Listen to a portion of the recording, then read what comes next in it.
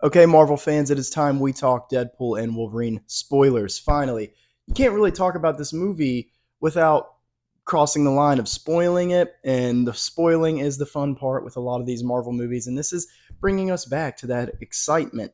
This movie gives you a lot to talk about. It's not like the Marvels. The Marvels came out, and I already forgot what the hell happened. It's been less than a year.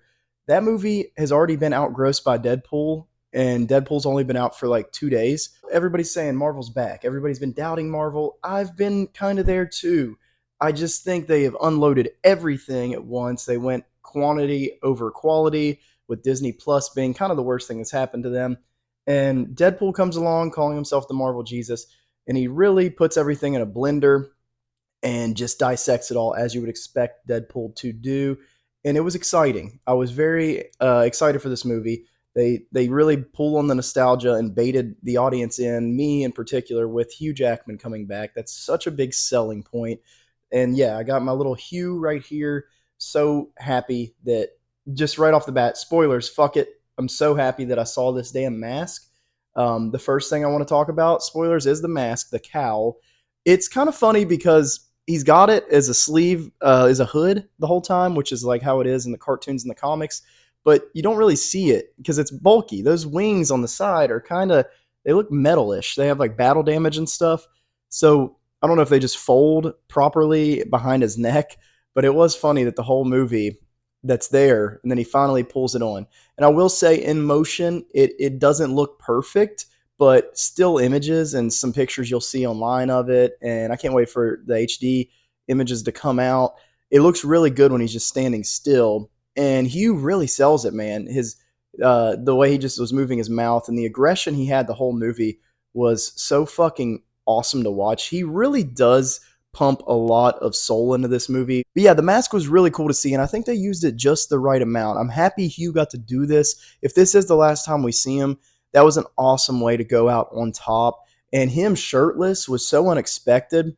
It was amazing. I don't know how he looks like that. They made jokes about him losing himself during the divorce, and those were the best jokes. I said that in my short review. The jokes about our real world, the MCU behind the scenes, people's personal lives, those were the best jokes. And that's going to lead me into the cameos. Let's get into all of them. Elektra, Jennifer Gardner. I'm a WU boy. I'm a WU boy. She's a West Virginia queen. And when I saw that in our theater in Charleston, everybody was losing it. It was really cool to see her get her flowers, even though nobody really remembers Elektra. And I just watched that movie recently. It's not the greatest movie, but she really does play the character the same. She's just that stoic. She plays it like just like a perfume model. She just stares and gives you those little squinty eyes. But it was cool to see her interact with other characters other than Daredevil. And she threw a nice jab at Ben Affleck as Daredevil. But I mean, they co-parent. I don't think there's a lot of bad blood there. Everybody just loves to talk about their relationship or their divorce. But it was fun that she threw that joke in there. That was one of the best jokes. Wesley Snipes' Blade was the best one for me. Maybe it was just the most shocking one for me.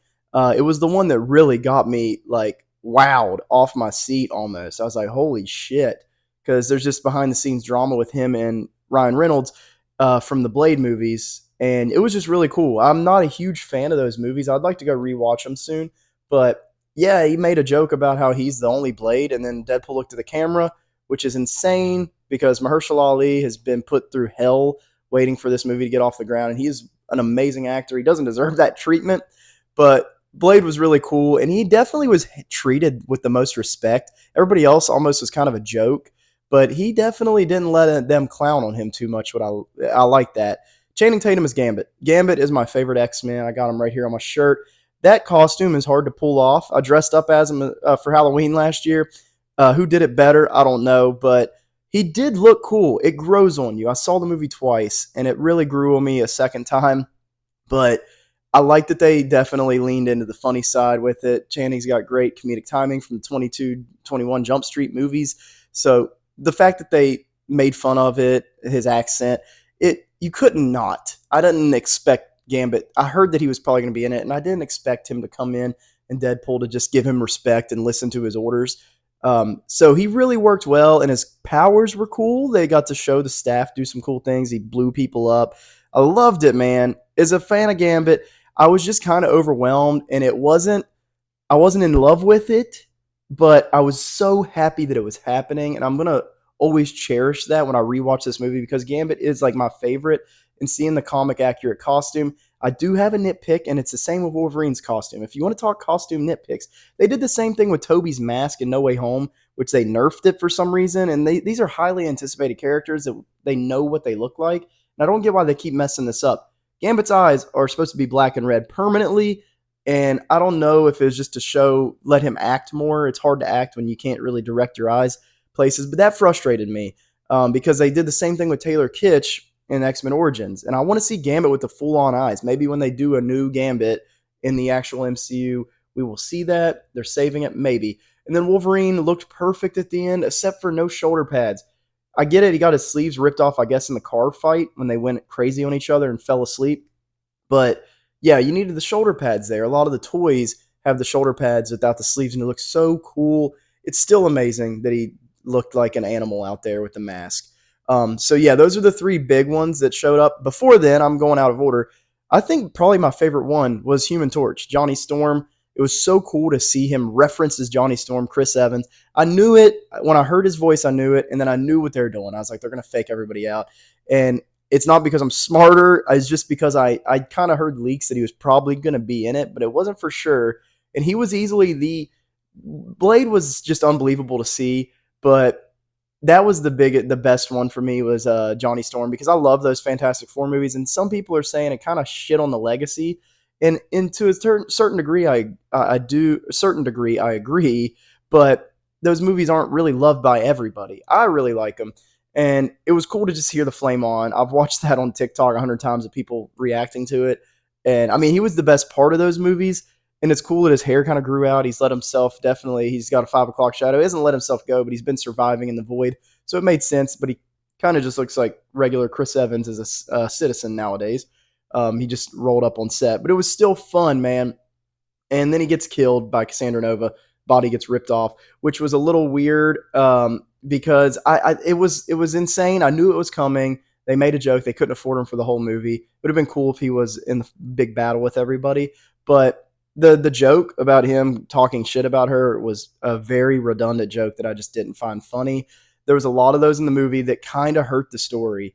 I said in my overall review, the story was the thing that really lacked and was the biggest disappointment of the movie. They gave us the Multiverse of Madness we've wanted to see, but I think Multiverse of Madness honestly had a better story than this movie. This story was just so McDonald's drive-through cookie cutter. Just let's get Wolverine with his shirt off. Let's give him the mask. It's just like let's get to these points, but let's not really make it like earn to get there or really get you on the edge of your seat to get there. It's just such a fun little road trip movie, but the story was not layered at all, and the TVA was handled very poorly, I thought. Paradox was such an awful villain. Yeah, he's a villain, and right off the bat, he lets you know. And that was just stupid. Get Mobius in there, get Ki-Hu Kwan. I don't know if they couldn't afford him, but it would have just made more sense. And Loki is still one of the best things Marvel's done. This doesn't really taint Loki's legacy, but with Logan and Loki being big reference points in this movie, I don't think they like the Logan stuff. They definitely were like, hey, we're gonna have to fuck with this. And I got used to it. It was a little jarring, that opening, but it was still fun. And it's not going to hurt Logan when I rewatch it, I don't think. Neither will it hurt Loki, but they should have definitely researched Loki more and put more respect into that show. It's really a masterpiece. And the one way they could save this messy story is if God of Stories Loki is watching everything and controlling it, and he let it play out like this, which would be a really cool thing to do. I knew Tom Hiddleston probably wasn't going to show up. But yeah, that's my biggest flaws with the movie is the story. And then I think just filmmaking wise, it's not a great movie, like not a great made movie. The directing is very mid, very average. There's some cool fight scenes. The one in the void was probably my favorite when they're just stabbing each other to AC/DC. I love that shit. It's too short, but it was still really fun. But yeah, the overall cinematography was very bland. It looked awful in the trailers. And I have to say in the movie, nothing really catches your eye. Here's my cat. This is Cat Pool. But yeah, I just think the filmmaking was very mid. It was very McDonald's. You know, it's just like, let's give the people what they want, but it just wasn't like a lot of, there was fan service and love put in there, but there wasn't like just a harnessing of your craft as filmmakers. other than Hugh Jackman, I think he was working overtime here, and he definitely was the best part of this film. But yeah, that's my overall thoughts. Spoilers, just jumping into all the cameos and surprises. I loved a lot of what I saw. And then another one I almost forgot is Henry Cavill. Fuck yeah, DC fucked him over. It's insane how much they just back and forth pulled on his chain, treated him like a fucking dog. It was embarrassing, and he deserved more. Man of Steel is an amazing origin story, and he looked really cool as Wolverine. It was cool to even hear him speak, and he did the claws. Got to see a little bit of the Cavill claws. Awesome. Hulk was really cool to see. That looked like the Mark Ruffalo Hulk. It would have been really cool if it was like Ang Lee, one of the other ones from the multiverse. Wish they would have done that. But I'm happy that we still saw Hulk in a frame with Deadpool, and they touched and interacted, and Wolverine, and they recreated the comic cover. That was really cool. The Age of Apocalypse Wolverine was one of the variants. And I think the best laugh in the movie was Short King Wolverine. That shit was so fucking brilliant. Yeah, that was like up there with Baby Legs Deadpool and Deadpool 2. I really did have a fun time with this movie. I don't think it's like as tight and neat as Deadpool 1 or 2, but it's definitely what we wanted out of those movies. It's just no holds bar, all excitement. Other than the villain, I will say Cassandra Nova is such a bland villain. She was really played well. Emma Corrin, I believe, is their name.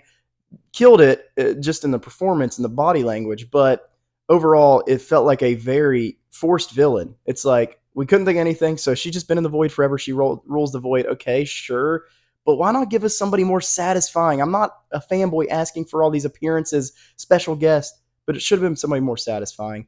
That was my biggest flaw, was just the villains. They really hurt the movie, and they were very undercooked and lackluster, just like every other MCU movie. This movie's acting like it's really clever, and it is, but it's not. It's still falling into the same traps as what it's making fun of, which is kind of funny in its own right.